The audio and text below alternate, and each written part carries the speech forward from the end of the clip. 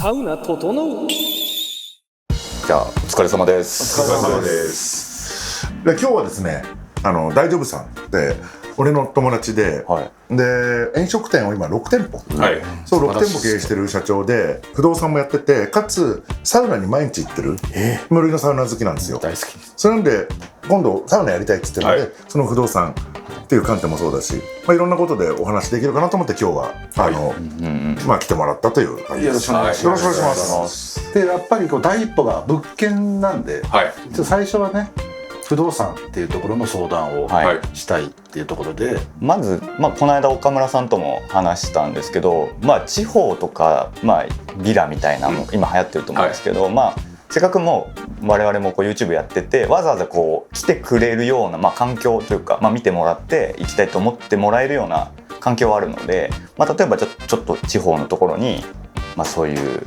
ビラとか作るみたいなところはかなり優先順位的に僕の中では高くて、まずじゃあそういうなんか地方で、海近くてとか、ロケーション、自然が近いところみたいなところでなんか物件探すときに、なんかどういう探し方をしたらいいかとか、買うのかとか、リノベーション、でその時話してた内容としてはやっぱりこうなんでしょうね、土地から行くとちょっと大変だったりもするんで、中古売りのやつをリノベーションするとか、そういうのが現実的なのかなとかは思ってまして、郊外、その地方とかであるなら、おそらくその土地から購入するっていうハードルはあんまり考えなくていいというか、ほぼ込み込みの価格になってると思うんで、で今聞いてる感じだと買うしかなさそうだっていう感じ。賃貸はない？賃貸でって、その郊外をどれぐらいの郊外で想定してるかにと思いますけど、例えばじゃあ立山とか。もう多分購入沙汰じゃないかな。購入沙汰じゃないかな。イメージ的にはそのサウナがあって、プールもあってみたいな、ちょっと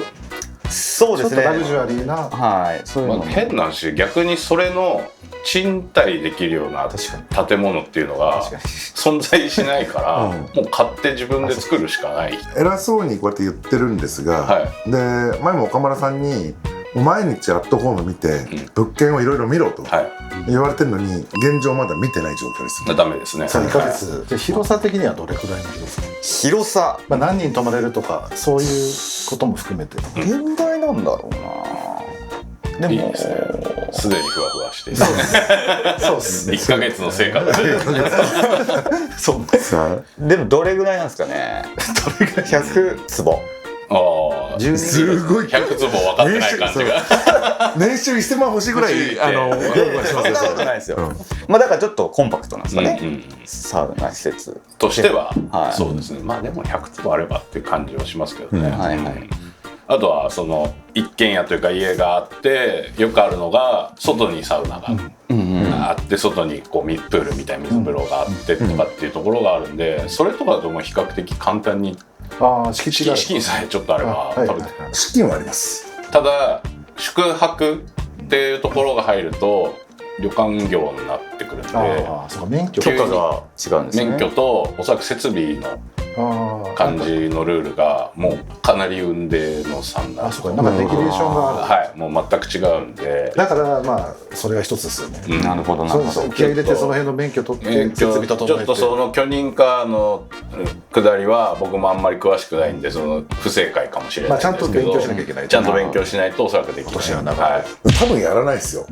このまんまじゃね。今日も早く終わったら酒飲み行こうとか考えて。なめてます。なめてるんですよ。なめてないですよ。やりたい気持ちはある。もちろんありますよ。あります。でも岡村さんもかなりハードル高いって言ってましたね。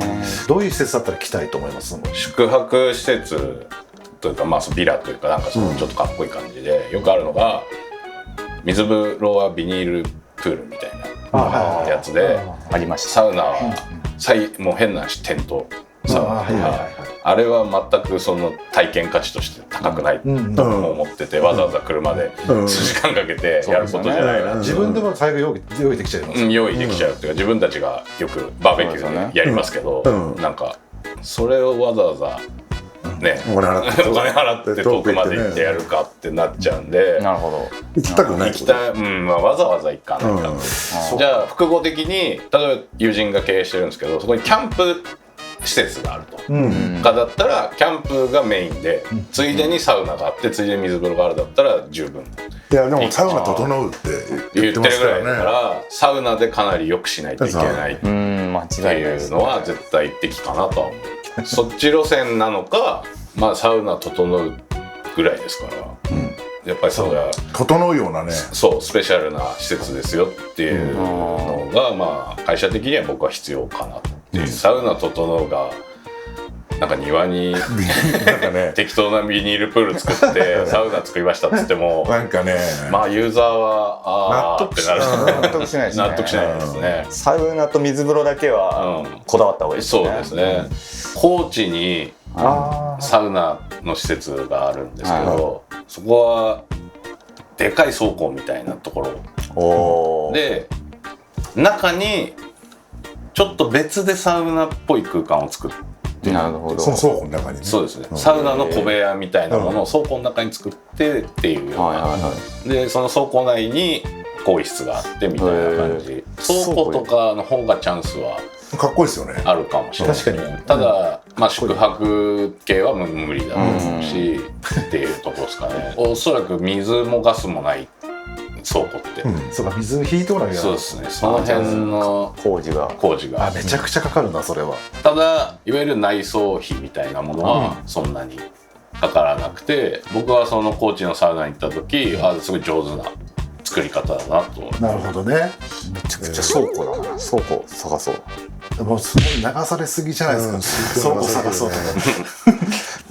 どういうその物件より先かもしれないですよ。そのどういうサウナを作りたい。確かに。それ大事なこと言われましたね。めちゃくちゃ。そこ未だにふわふわしてる。そうですね。ふわふわしてるんで。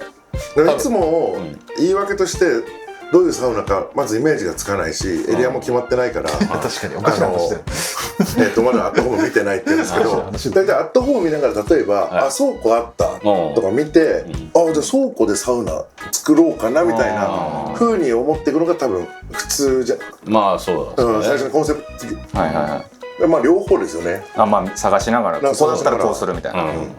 今度手書きでもう夢みたいなこと書いてみます。手書きで。そう手書きで夢のサウナ施設みたいな、ここにそこから引き算するあって、水風呂はすごいここ入れてとかで、ここで着替えてご飯でみたいな、その夢の部屋の図面みたいな、理想の一軒家みたいな図面じゃあずっと作ってみて、でまあそこから現実的には厳しいよねみたいになって、現実をこう合わせていく過程が必要なのかもしれないですけどね。じゃあ今海老名さんがやることって理想のサウナの図面を描くことです。そうですね。なるほど。めちゃくちゃ当たり前ですよ。これ8回、今日で実は8回目なんです。これが今8回目の撮影なんですけど、2ヶ月かかってやっとそこにたどり着きました。でも大きな意味。まあよかったです。よかったです。いや図面だな。図面。まあ図面というか手書き落書きに箇条書きでもいいですね。確かに。4人入れる。4人入れる。なんかいける気がします。サウナなんだ。かける何で入れる機械これとか、ストーブはこれで、薪がいいのかとか、なんかかける気がしてた。やっていくと、まあ多分どういう感じってなってくるから、多分ちょっとサウナ好きの中学生とかでもかけると思う。そうですね。